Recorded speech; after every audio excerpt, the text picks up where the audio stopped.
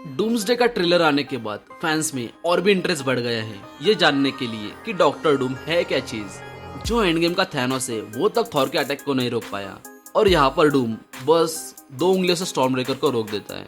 क्या ये सच में थैनोस से भी ज्यादा खतरनाक है या बस डूम की हाइप बनाई जा रही है? तो अगर डूम, उसकी पावर्स और उसकी आइडियोलॉजी को समझना है तो सबसे पहले हमें उसके ओरिजिन को समझना पड़ेगा। तो आज के वीडियो में हम विक्टर वॉन डूम की ओरिजिन के बारे में बात करेंगे, जिसमें उसके बचपन से लेकर उसके डॉक्टर डूम बनने तक की स्टोरी हम इसी वीडियो में कवर करेंगे। तो वीडियो को अंत तक देखना। अगर आप इस चैनल पर नए हो तो चैनल को सब्सक्राइब जरूर कर लेना। तो चलिए शुरू करते हैं। डॉक्टर डूम कोई मामूली विलन नहीं बल्कि मार्वल यूनिवर्स का सुपर विलन है, जिसको हमने सबसे पहले फैंटास्टिक फोर इशू 5 में देखा था और जिसकी ओरिजिन स्टोरी हमें उसके बाद देखने को मिली थी। ये मार्वल के सबसे इंटेलिजेंट माइंड में से एक है, जिसको साइंस के साथ मैजिक में भी महारत हासिल है, जो आगे चलकर सॉर्सरर सुप्रीम भी बन जाता है। और ये थैनोस से भी बड़ा विलन इसलिए है क्योंकि थैनोस दुनिया में संतुलन लाने के लिए बस यूनिवर्स की 50% पॉपुलेशन को खत्म कर देता है, लेकिन डूम उससे भी भयानक सोच रखता है, जो पूरे यूनिवर्स को खत्म करके खुद का एक बैटल वर्ल्ड बनाकर उस पर रूल करना चाहता है। तो चलिए जानते हैं एक छोटा सा मासूम सा बच्चा गॉड एम्परर डूम कैसे बन जाता है। डूम का जन्म ईस्टर्न यूरोप के एक छोटी सी कंट्री लैटवेरिया में हुआ था।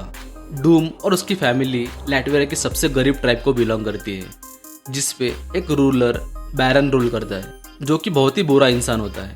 और विक्टर की फैमिली को विलेज में भी रहने नहीं दिया जाता क्योंकि वो एक छोटी सी जाति को बिलोंग करते हैं और गरीब भी होते हैं। विक्टर की फैमिली में 2 और मेंबर होते हैं, उसके पिता वर्नर और उसकी माँ सिंथिया।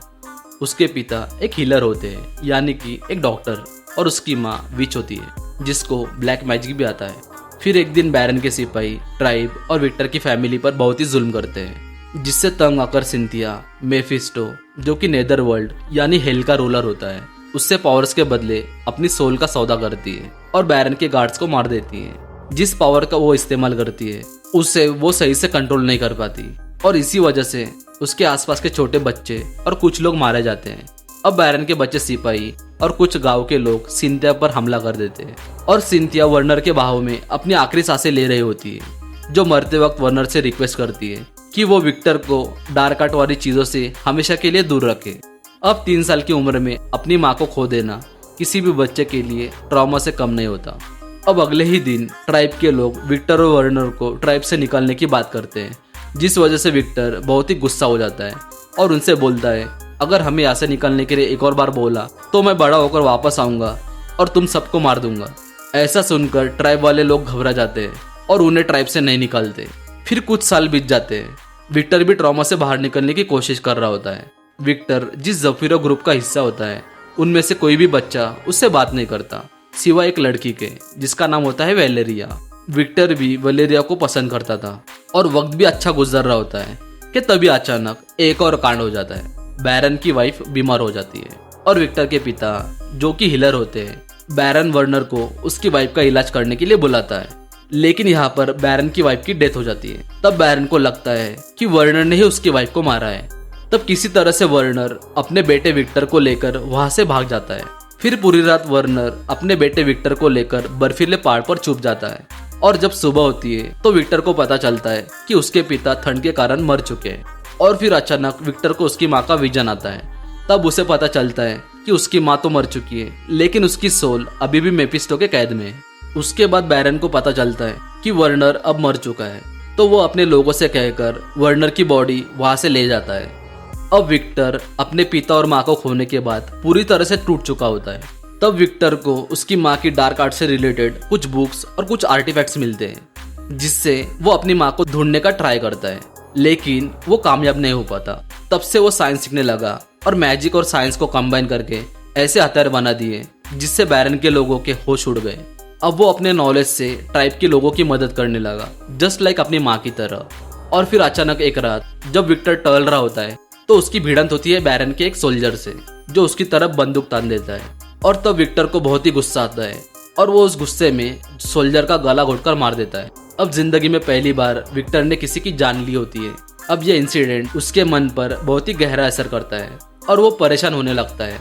फिर कुछ दिनों बाद एक अमेरिकन जनरल विक्टर के इन्वेंशन से खुश होकर विक्टर को अमेरिका चलने का ऑफर करता है, जहां वो मिलिट्री के लिए ऐसे ही हथियार और इन्वेंशंस करे। और उसके बदले उसको बड़ी यूनिवर्सिटी में पढ़ने के लिए वो मदद करेंगे, जिसके लिए विक्टर भी मान जाता है। और फिर अमेरिका में जनरल विक्टर को उसकी लैब दिखाता है जहाँ वो हथियार बना पाए। उसके बाद विक्टर का एडमिशन एक कॉलेज में हो जाता है और फिर कॉलेज में उसकी मुलाकात होती है रीड रिचर्ड्स से, जो कि उसी की तरह बहुत इंटेलिजेंट होता है। और रीड भी विक्टर की इंटेलिजेंस को देखकर इम्प्रेस होता है और दूसरी तरफ विक्टर भी उसकी नॉलेज की रिस्पेक्ट करता है। और पढ़ाई करते करते दूसरी तरफ विक्टर जनरल को बॉट्स और वेपन बनाकर देता है और चोरी छुपे खुद की लैब भी बनाता है। फिर एक रात एक पार्टी में उसकी मुलाकात एक लड़की से होती है और जब वो इंटीमेट हो रहे होते हैं कि तभी अचानक विक्टर उस लड़की का गला दबाने लगता है। ये मोमेंट उसकी पुरानी वाली मेमोरी को ट्रिगर करता है, जिसमें वो बैरन के सिपाही का गला दबाकर मार देता है। तभी अचानक विक्टर होश में आता है और उस लड़की को छोड़ देता है और वहां से भाग जाता है। इस इंसिडेंट के बाद मिलिट्री के लोग इस बात को छुपाने के लिए कॉलेज पर दबाव बनाते हैं और कॉलेज भी इसके लिए मान जाता है। उसके बाद विक्टर काम में लग जाता है। साइड बाय साइड वो ऐसे डिवाइस पर काम कर रहा होता है जो उसे नर्क में ले जा सके, ताकि वो अपनी माँ की सोल को वहां से आजाद कर पाए, जिसे वो ऑलमोस्ट बना ही लेता है कि तभी रीड उसके कमरे में आ जाता है और उसकी नज़र विक्टर के रिसर्च पेपर पर पड़ती है। तभी रीड को इसमें कुछ कैलकुलेशंस में गड़बड़ दिखती है, लेकिन विक्टर रीड पर गुस्सा हो जाता है और बोलता है कि वो बिना इजाज़त के उसके रूम में कैसे आया और उसे वहां से जाने के लिए बोलता है। जिसके बाद मशीन को टेस्ट करने के लिए वो खुद मशीन पर बैठता है और अपने कलीग को शुरू करने के लिए बोलता है और वो मशीन वर्क भी करने लगती है। लेकिन अब यहाँ पर उसका शरीर तो फिजिकली वही होता है, लेकिन मेंटली वो हेल में होता है और अपनी माँ को ढूंढ रहा होता है। कुछ दिन ढूंढने के बाद उसे फाइनली उसकी माँ दिख जाती है, लेकिन मेफिस्टो की कैद में। और फिर उसकी माँ उसको वहां से जाने के लिए बोलती है, जिसके अंत में वो मशीन फट जाती है और इस इंसिडेंट में विक्टर का चेहरा बिगड़ जाता है। इस इवेंट के बाद उसे हॉस्पिटल में एडमिट किया जाता है, साथ ही में उसे कॉलेज और लैब से निकाल दिया जाता है। फिर उसके बाद विक्टर को अमेरिका और वहाँ के लोगों से कुछ लेना देना नहीं होता और फिर विक्टर अपने ही बनाए डूमबॉट्स की मदद से लैब, हथियार और सारे इन्वेंशंस बर्बाद कर देता है जो उसने खुद बनाए थे और अमेरिका से वो यूरोप भाग जाता है। अब उसे बार बार नर्क में फंसी अपनी माँ के सपने आते हैं और ये सपने उसे मेफिस्टो की वजह से आ रहे होते हैं। उसके बाद अचानक बहुत सालों बाद विक्टर की मुलाकात होती है वैलेरिया से और वैलेरिया उसको बताती है कि बैरन का आतंक और भी बढ़ गया है और वो यानी बैरन विक्टर को ढूंढ रहा है। फिर ये दोनों एक साथ रहने लगते हैं। अब वैलेरिया की वजह से विक्टर को मेफिस्टो के सपने आने बंद हो जाते हैं और फिर अगली सुबह वैलेरिया और डूम टहल रहे होते हैं और एक बूढ़ा आदमी वैलेरिया को फूल देता है, जिससे विक्टर को गुस्सा आता है। उसकी थोड़ी देर बाद कुछ गुंडे आते हैं और वैलेरिया को पकड़ लेते हैं और डूम को अपने साथ चलने के लिए कन्फ्रंट करते हैं और ये लोग कोई और नहीं बल्कि बैरन के चमचे होते हैं। अब अचानक से वैलेरिया के हाथ वाला फूल एक एनर्जी शील्ड क्रिएट करता है और वैलेरिया के चारों तरफ सर्कुलेट हो जाता है और फिर सारे गुंडे कुछ ही मिनट में अचानक खत्म हो जाते हैं। आपको याद है ये वही फूल है जो उस बूढ़े आदमी ने वैलेरिया को दिया था और इस बूढ़े आदमी का नाम होता है ओटो।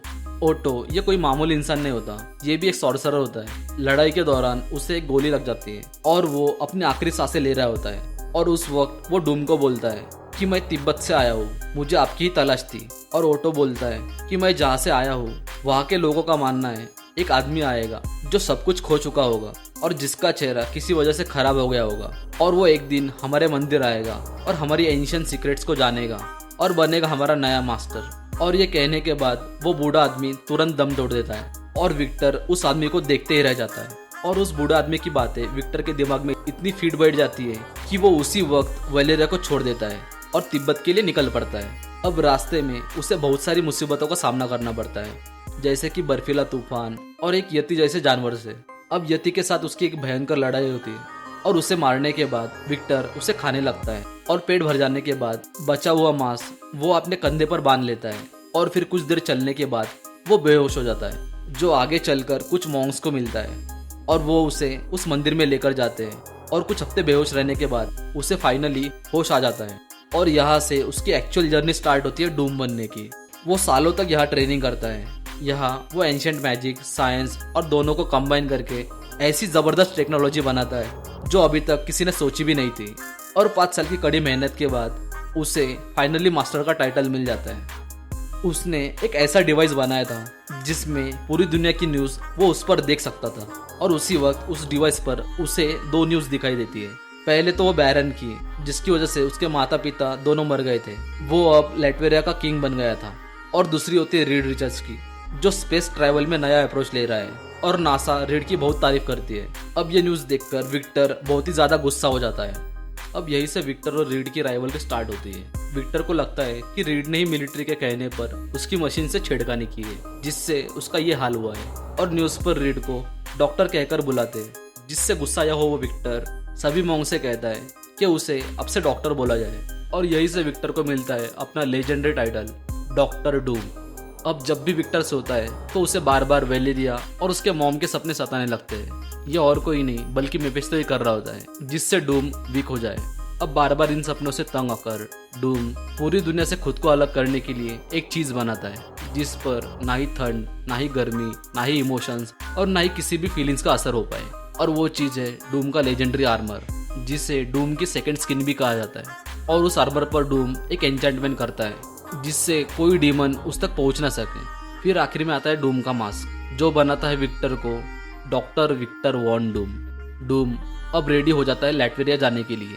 अब वो अपने फेथफुल सर्वेंट लैरिन के साथ एक अपने ही बनाए इन्वेंशन में बैठकर उड़ के डायरेक्ट लैटवेरिया पहुंच जाता है। और आते ही ट्राइब के लोगों के सामने बैरन के कुछ गार्ड्स को मार देता है और उनको बोलता है कि डूम अब आ गया है और वो किंग व्लादिमीर को जल्दी खत्म कर देगा। डूम अब इतना पावरफुल हो चुका था कि वो चाहता तो राजा को एक पल में खत्म कर सकता था, लेकिन वो उस राजा को इतनी आसानी से मारना नहीं चाहता। वो उसे तड़पा तड़पा के मारना चाहता है। अब डूम जाता है एक पुराने कासल में। ये वही जगह होती है जहाँ डूम के माँ की वजह से बहुत सारे बच्चे मर गए थे।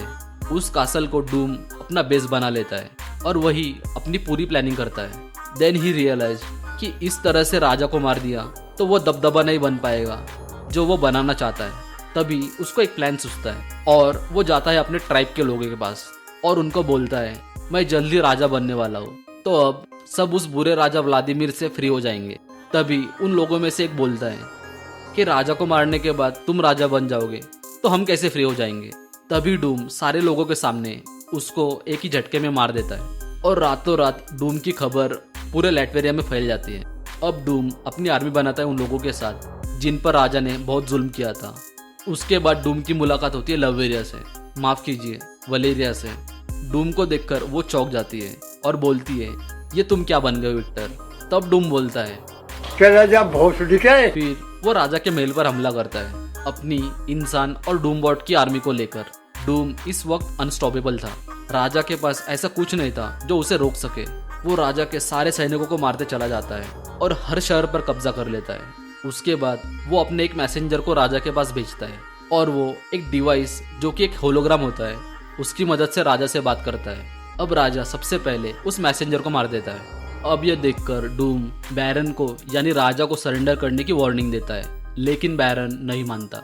अब गुस्से में डूम सीधे राजा पर अटैक करने की सोचता है और वो अपने लोगों से बोलता है कि मैंने राजा को एक ऑफर दिया था लेकिन वो उसने ठुकरा दिया।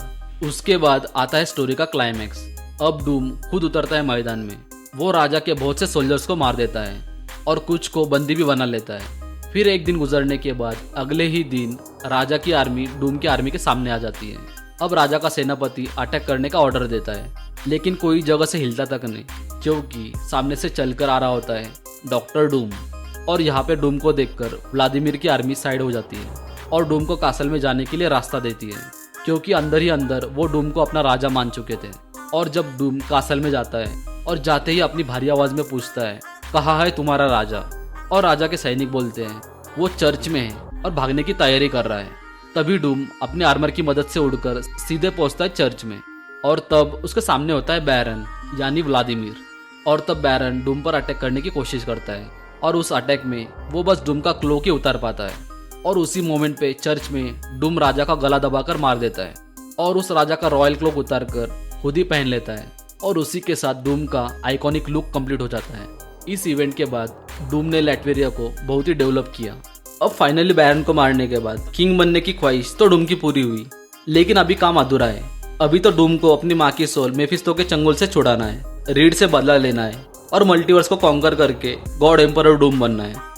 अगर आपने एवेंजर्स डूम्सडे का ट्रेलर देखा है तो आप उस ट्रेलर को समझना चाहते हो तो मैंने मेरे चैनल पर उसका भी ब्रेकडाउन किया है। मैंने वो वीडियो का लिंक इस वीडियो के डिस्क्रिप्शन में दिया है, आप उस पर क्लिक कर वो वीडियो देख सकते हो। तो आज का वीडियो आपको कैसा लगा कमेंट सेक्शन में ज़रूर बताना। अगर आपको डूम की ओरिजिन स्टोरी पसंद आए तो वीडियो को लाइक और चैनल को सब्सक्राइब जरूर करना। ये वीडियो में मैंने 50 लाइक्स और 200 सब्सक्राइबर्स का टारगेट रखा है। अगर ये कंप्लीट हो जाता है तो मैं नेक्स्ट वीडियो डॉक्टर डूम और मेफिस्टो के ऊपर बनाऊंगा और जल्दी आपके लिए वो लेकर आऊंगा। तो चलिए मिलते हैं अगले वीडियो में, तब तक के लिए जय हिंद।